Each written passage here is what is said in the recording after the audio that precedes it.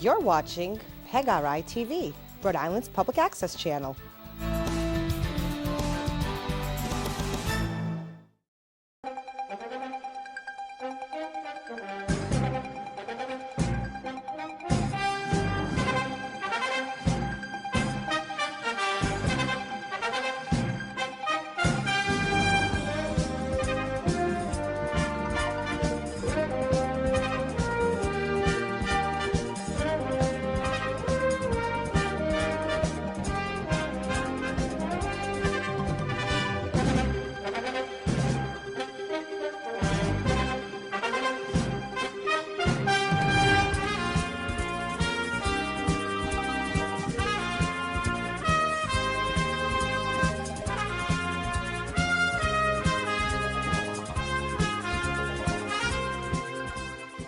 Welcome everybody to the Four Corners, brought to you by the Official Wrestling Museum. We are your hosts. I am Angel, and I'm joined by the Official Wrestling Museum's Hall of Famer. Live. And we are here this week talking about John Cena. You can't see him, but you can definitely see that QR code. So if you scan it, help us make a National Pro Wrestling Day. It's totally free to do. It takes about 10 seconds to do it. So these shows, it's John Cena week basically. It really is, yeah. I mean, and he deserves it. this show, I would have. So This show's going to be interesting. it is, but at the same time, with what's to come for the next year and a half, I think that there's moments that will still come that will probably, like his retirement, obviously would be on here. But it's been a 20. Yeah, this could be something. It's been that a I could 20 see plus us year do. career here, so Yeah. we're gonna do Four Corners of John Cena moments. And again, I like to always state, this doesn't mean it's the four best or the four worst. Yeah, It's it could be four whatever we moments- think. Yeah, four moments that, hey, I want to mention this moment because maybe I want to see what he thinks. I want you people to see or hear what I think. So I mean, I think it's better than just going with like when we did the NWO members. If Yeah, we did the top four, it's like, okay, You know it's going to who- be Hogan, Hall, Nash, and whichever the fourth guy would be. Right. It's kind of redundant. I mean, there's so many podcasts out there and so many YouTube shows where people do the best and the worst. So this is kind of just, hey, let's see what these two guys are thinking. And, we'll come up with, like, I can't remember, but I think for like the NWO, I picked like Kyle Petty and the Dinner and a Movie guy. Who's going to do that? Right. And you guys can actually watch the past episodes on our YouTube page. You can go off the Official Wrestling Museum to see them and stuff. And that's the thing, too, about the show. Like you're saying, like, we're not always going to be that, oh, my God, this show is about this. They're going to talk this. It's that picking and the choosing. Yeah. It's just Occasionally to make we it will interesting. do like a best. Yeah. But we make it, we let it be known. But And today, it's just John Cena moments. So do you want to go first? Or? I was going to let you go first. All right. So, actually, one of my favorite moments. It's more than one moment, but it all ties into one. And the John Cena U.S. title open challenge. Okay. I thought that was great. I mean, it worked so well. AEW has tried to do that with the TNT title, with Edge. A few people have tried to do Yeah, that. it's been tried to be done after, and it also was done before. But for some reason, with John Cena, it just clicked and it worked. And I think it's because the reins were let off. He was able to have matches with certain people. Like I remember Zack Ryder came out. Yep. Cody Rhodes had come out at the time. I can't remember everyone, but just he was able to have good competitive matches with people, and it was designed and accomplished where you would be like, who's it going to be? Who's it going to be? Now it's not going to be Randy Orton or Batista or top guy. It's going to be maybe a mid-card guy, but you knew like, okay, he's going to be able to get in there with John Cena, who is a top guy, but he's got the mid-card time. And also, like, I remember when Ric Flair won like the Intercontinental belt against like Carlito or something, and it was kind of like, what would Flair be doing with that? Yeah, I was kind of very so when a top put guy off on that. goes and wins like a mid-card title later on, it's kind of like, it's so odd. But for Cena, they got rid of that oddness by having him do that I open think challenge. it definitely, and what it also did was it opened the door for those top guys to work with the mid-card guys to have a reason to work with them instead of just making them look good again. And Cena was the best guy to do it with. I think it was definitely very smart in booking during that time, and I think that was a huge hit. Yeah. I'm gonna go with obviously a very obvious reason or answer would be his debut on TV. We talked about that on Off the Ropes, the SmackDown 150 episode against Kurt Angle back on June 27, 2002. Reason why I'm going with that is obviously that was the start of John Cena live on TV. You know what I mean? He did some matches. But we touched upon this a little bit. It started the ruthless aggression era. But his presence when he went out there, it was a sink or swim type of situation for him. And he needed to go and basically, it was like the weight was on his shoulder. Mm-hmm. He was coming up, Randy Orton was coming up. Those are the two guys coming up really at the same time that was going to make an impact. All the two, you knew Orton was a golden ticket in. You know, even if Orton was to mess up. Yeah, just on yep. So Cena had that pressure and he had to drive it home, and he was doing it against Kurt Angle. And I really think he delivered. It was very well done for the level of what Angle was at, the level where Cena was at, and it brought you into that kid, because that's what it was. Who is that kid? I mean, when he came out and did that, when he smacked him, ruthless, the way he said ruthless aggression. I mean, think of all the years you saw debuts, and the guy, it's like, okay, this is the first time we see so-and-so. Like, and the person was just there. With John Cena, that was the first time on a main scale level you saw him, and it's like, okay, he didn't just come out to the ring to a theme song, stand in the corner, get introduced. He came out, got right in Kurt Angle's face, smacked him, did the ruthless aggression thing. So you knew that this guy was gonna be at least on TV for something, and then to have the little matches we had with Angle and then the Undertaker, didn't the Undertaker shake his hand or something too right after? And so you knew that there was something there. Watching that, I mean, that was did you know he was going to become? Mention for me. Oh, okay. This the shaking an honorable mention? Yeah, for Undertaker. Okay. Well, it's none of my thing. So honorable mention. Yep. The Undertaker shaking his hand. Yeah, when you have the Undertaker endorsing you, that's huge. That's huge, because I don't think he would. I don't think he would do it if he didn't think that it was going to be worth his while. But Cena, it's like you would have never have known then that guy doing the ruthless aggression was going to be the greatest of all time, possibly. Yep. So, that's obviously a moment that should be up there. So the thing is, like we said, not all of these are going to be great moments, and I'm going to pick one that I think was cringeworthy, which was when he proposed to Nikki Bella. Okay, first off, everyone knew it was going to happen, and so what was it? He had the mixed tag with Nikki Bella versus Miz and Maurice. I love Maurice. Great motherly. Great motherly look. Anyway, to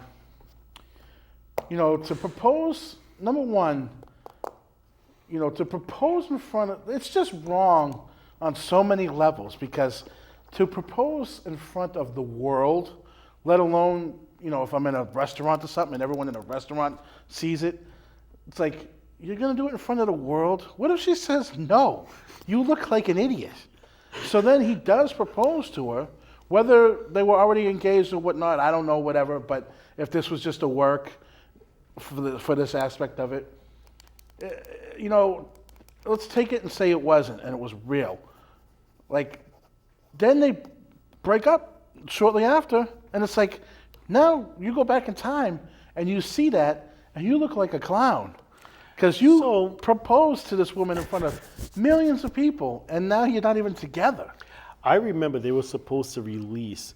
They came out with the doll line, it was like the Bobby doll lines, and they came out. They were supposed to have the proposal set. Oh, was he like the Ken? Yeah. Oh, that was.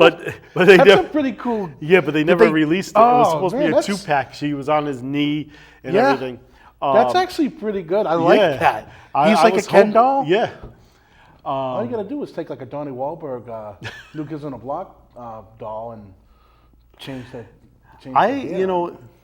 I heard that they were engaged prior to it. I don't know the truth of that or not. But I get what you're saying. In the sense, does he look like a joke because they split up afterwards? You knew that was coming. You did. The engagement or the split? The I think you knew both were engagement. Okay. In the sense of looking back, I don't look at back as that he was a joke. I look back as you had two romantic times in wrestling history that was big. Macho Man with Elizabeth, that turned out to be a wedding that happened happily ever after. Well, Until Jake the Snake gave him their present. happily ever after. Then you had Nikki and Cena, and it just didn't work out. So I don't look at it as a bad thing. I just look at it, it was like you knew it was going to happen type of thing. I'm going to go with another moment that probably a lot of people would say, that wasn't a good moment for him, was WrestleMania when he was going against The Miz. Okay.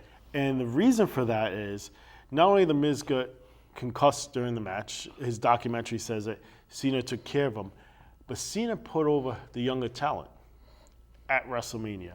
And at that time, people didn't, like Miz was getting there, but people didn't know if he should be there or not. And here was Cena saying, you know what? Yes, this guy deserves to be there. Kind of like what Kurt Angle did to him with his debut. I'm trying to remember, is that the one where The Rock came out and The Miz had won by like count out or So the lost by count out and then he continued the match? Yeah, so The Rock was a part of it too.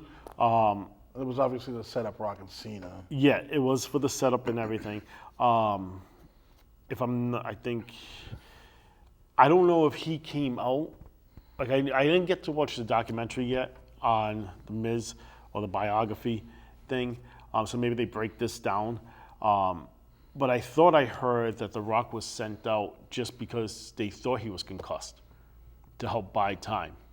But again, it makes sense to build into Cena anyway. Yeah, I don't believe and stuff. I don't buy So- that he came out to buy the Miz time. I mean, it's The Rock. You're not going to send The Rock out there as an afterthought, you know? True, very true. I think the entrance everything was great. I think Cena put in a lot of work. He didn't make that match look any less because who he was working, and I think he really made it that Miz should be a top guy at that time.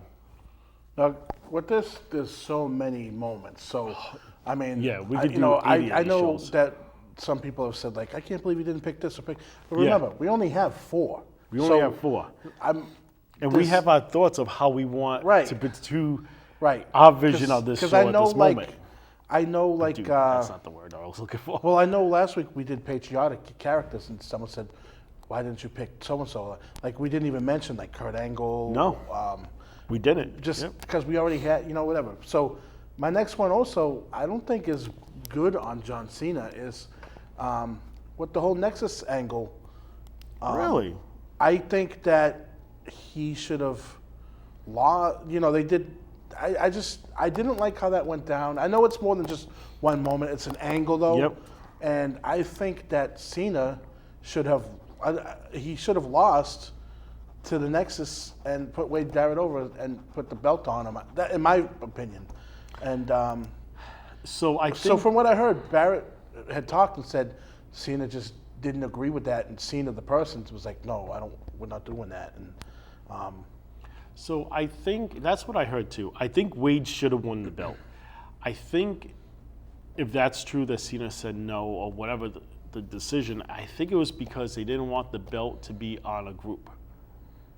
You know what I well, mean? Wade Barrett also wasn't known, but I just think that this is, I don't know if this really counts as a Cena moment. It's more of a Nexus moment, but Cena's involved, and I think that for me, Some of it made sense, and then other parts didn't make sense with it. yeah. So for me, what were you gonna say? Sorry. Oh I no, interrupted for you. me, it just I think that it was one of those times where maybe someone did use their power and be like and veto an idea, and I think that it would have done more. I mean, Cena beating the entire Nexus, like 7 guys and by himself. That's what I didn't like. That I don't like Super Cena. You know, I don't like that. You don't like the Super Cena when you put like Mark Henry and Big Show on his back? And, Well, I mean, he can do that. That's fine. or Brock and Big Show. Man, you know what, man? You just Did I take one? no, but that might become my 4th moment here. You just. So, mine, I think my it's gonna become moment my is 4th. probably.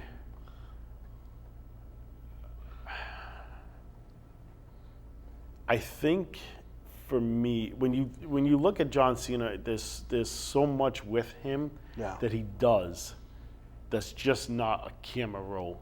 And mine is going to be what he did with Tribute to the Troops, and how he would interact when he's there, how he would really thank them and be thankful for them. And he wears his brother's dog tag around his neck, and you could tell there's ties, but just the level of respect that he has, and he's not a patriotic gimmick, you know what I mean? But just the level of the respect that he has going into it, Right. and the granting of the wishes. I think I don't know if to call it's not charity based because the troops aren't that, but just that I think speaks value. And I think like JBL was the one that started the Tribute to the Troops getting over there. But I really think if it wasn't for John Cena taking the reins and really doing what he does with the troops, I don't think Tribute of the Troops would be as well or as special as it is, even though it very well should be, just because of the simple fact of what the show is for. Even though today's Tribute to the Troops I can't stand. No. You know what I mean? Just another show now. Yeah. It literally was it was on basis, it was the family members, if any family, and well, this So- pen won't be worth the money that we talked about on Figures R Us. So I had one that I was going to use as it was almost going to be like a fantasy thing, a fantasy moment. I'll so right. But I'm gonna. You said something and it just totally switched me. And I'll be honest, the moment it's not more of a John Cena moment, it's more of a Mark Henry moment, and that was when Mark Henry retired. But I had that in my mind. Okay, so it's more of a Mark Henry moment, but you know what? I've often said one of the last times I truly got invested in something was when Mark Henry, he cut that promo, and John, no, I want you here, I want you to hear this, and cut his promo. John Cena put the belt on him, he gave the belt back. Mark Henry cuts the sincere promo, starts to tear up, gets mad at himself. Cena comes in to hug him. Mark Henry hugs him, picks him up, world's strongest slam. What you think I'm done? I got a lot left in the tank. And you know what? I honestly feel like Cena should have lost the belt to him. I can't remember what pay-per-view it led up to. I think it might have been, I don't even want to guess. I honestly feel Mark Henry should have beat him for that title. I think the next pay-per-view after that, he was jobbing to like Ryback. So Mark Henry went nowhere with it, but that moment with Cena, it's like, had that been, say for example, had that been Dolph Ziggler, it would not have been as good. It wouldn't have mattered because it's like Dolph Ziggler. It was John Cena though, and John Cena made the moment. So that's the thing. A lot of moments of John Cena, he has so many great moments, but it's the moments that people be like, wait, that makes him look like crap. Right. That makes him. Those are the moments that shows what John Cena was really for. And what he's worth. Exactly. Like Rusev. To be able to, with the tank. Yeah. And that's like, what do you remember? Rusev coming out with the tank, but he wrestled John Cena in that match. You don't even remember the match. It's a John Cena moment, but people remember, John Cena should have put Rusev over. Okay, maybe he should have, who knows, but you remember that. Or honorable mentions, that WrestleMania 19, I believe, where he came out, they were going to do a freestyle battle, and none of the rappers came out because they were like, well, why would I come out? If I lose to this guy, my career is over, but if I beat him, who did I beat? I beat a wrestler. His rap album was pretty good too. So it's funny that you said that, because that was going to be my last pick. We already picked 4 though? You picked 4. Did you? I'm going to pick. Oh, okay. I thought you already did. That's my bad. No. So was that it for you? the word life is what I'm going to label this as. Okay.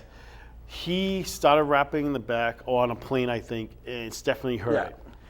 He had to now go out there and do these freestyle raps on national TV, change his look, change his everything about him, and really get over with the crowd. And he delivered. Yeah. He is, with this, I will include like his promo work and stuff. He's very good on the mic. He's able to spit something, very fluently and tell a story with it. And I think that's helped him throughout the years to get over. And I think if he didn't make this change when he started that this aggression into this word life type of character, it's possible that Cena may not have lasted. Yeah, he would have fizzled. He You wouldn't know have what I lasted. mean? Yeah. And imagine if he fizzled out because they lost hope in him. That's the crazy thing. Think Imagine about if there was no the Mark Cena. Henry era, or the Miz at WrestleMania. The moments that he helped, and there's tons and tons more, help, even if he didn't put him over for titles or whatever. Think about his feud with Punk that would have never happened, or Yeah. Edge, or Randy Orton. Moments. All three of those Yeah. guys. And those are defining moments, and that's what John Cena's career has been. It's all been defining moments. And it's very hard to say that about a certain superstar. You got The Undertaker, one of the greatest of all times. Has he had a defining moment career? You could probably name a couple of them, Yeah. but if you look at a John Cena, that's your defining moment. Look at Randy Orton, defining moments. You know what I mean? And without a guy that has defiant moments to put over talent and not worry about working guys, the U.S. title, going back downwards, demoting himself, to worry about going out there with tributes to the troops and make the wishes and being a part of things, and being literally his workload is so crazy. I want to mention an honorable mention. Honorable. Okay. I don't know if that's even a word, but I just made it. Honorable mention in the Suicide Squad. When him and Idris Elba are walking down the camp and he takes a knife and stabs the guy like 9 times. That's movie purposes. We're not telling anybody to do that. Liability. Ah, God. He was doing so good on this show. So here's the thing. Now, with this show, he picks 4. I pick 4. Then we have to make the 4 in our corners. The 4 that we This feel one- like are the more definitive, Yep. like whatever. And I think this one It's going to be tough because is going to be tough because we're not talking about. We're talking about a 22-year career. I think obviously his debut is obviously Okay. in there. Debut. All right. So, I will tell you that U.S. title thing, that was a Yeah. good one. That was kind of a somewhat of like a revival type of period for him too. Yep. So now the hard part is the last The two. two. You had the marriage proposal, Nexus, Mark Henry. I had Miz, Tribute to the Troops, Word Life. I think the word life thing Yeah. goes in. The 4th one, I would either say, what were mine again? The proposal, Nexus, Mark Henry. I might want to say I might go like, oh, what about the proposal? Because that was like, that really So- was who he was at the time. I mean, they did the Total Divas show. Yep. And that really showed you, like in that Total Divas show. I watched it here or there, and I know he was like a robot in that thing. I don't know. It kind of set up like him later on in It life. did. You know, so It shows you what it would be like to be looking with this guy. I guess. I looking don't at know. this, and like, okay, well, what we picked this 2 of for this last spot that was in my mind, the proposal, in the troops. Yeah, it's for me. It's either And one of those two. I'd be As happy with I'm sitting here, I don't know how other people vision things, but when something comes clear or you're thinking of thoughts and one's brighter than the other, the proposal is just that moment. right. And if we're talking moments, I think I'll be okay with the proposal. I really, truthfully would. I'm fine with because, like I said, to you, it was like a really down moment. But to me, it's a symbol of Look, something that happened. I know when I wanted to propose to to Zatara that, like, at first I was going to do it at Mystic Aquarium, and I was like, nah, there's too many people here. And then I was going to do it at this other place. And then I finally did it where we were alone. I didn't want to do it in front of people. It's a private moment, I feel. Okay, so yeah, when I asked my wife to marry me, it was in a TNA ring with Jeff Hardy in Worcester. It was at the end of the show, but everybody was still there because everybody wanted to take the picture with Jeff Hardy. And I asked her in the ring, and you know, I was confident enough that she was going to say yes. And I know, you know, her favorite wrestler was Jeff Hardy, and I knew it would be something special. And you know, we had many interactions with Jeff, so it was a cool experience. So I get where it's personal and stuff like that. Now, what if she had an inkling, right? I think this guy's going to propose to me. You know and what? What if she was like, went up to Jeff and was like, Jeff, I think this guy's going to propose to me. When he does, give him a twist of fate. And so you get down on your knee. Yep. Will you marry me? And she's like, oh, stand up. And Jeff Hardy kicks you, twist of fate you. So I just took a twist of fate from Jeff Hardy. And then she says no, and then gives it the old hock to her. If she says no and poos me afterwards, I'm still winning. Okay. And you said my stuff is bad? You brought it up. But no, you know what? In all honesty, though, I'm surprised she didn't know, because like what I was wearing. Did you have your ring in the pocket like all day? And I did. Yep. Yeah, I had my all ring. day. I had my ring. Yep. In my pocket like that entire day. There was a certain pair of jeans that I used to wear like out to the ring and stuff that she really liked. Didn't John Cena? And I had that. Didn't the ref give him the ring? Like he didn't wrestle. I don't remember. We're going off on our own. We really are. Yeah. But you know, Cena though, thank you, like we've been saying, for Again, all the memories, everything. Oh, I did want to say real quick. What I wanted my fourth moment to be was what I think is to come, and that is John Cena challenging Gunther for the heavyweight title to take the 17th title victory to pass Ric Flair's record, and he fails because Gunther is just too dominant. I know it began with a D. Well, it'll definitely be interesting. Our four today is his debut, the U.S. title run, World Life, and the proposal to Nikki Bella. Let us know what you think of our groups that we Would you like picked. the spinabouts? You know what? For a time. For him, yes, it worked. For a normal day period, no. Let us know. Do you agree with our pick, our final four from our four? Would you have picked other moments from John Cena? I'm pretty sure I you would definitely like to hear other people's This moments. would be very interesting, so please send them in.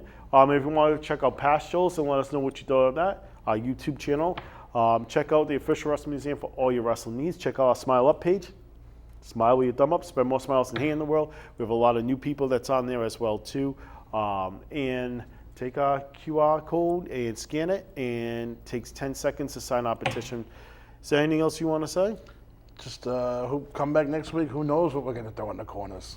See you next week, folks.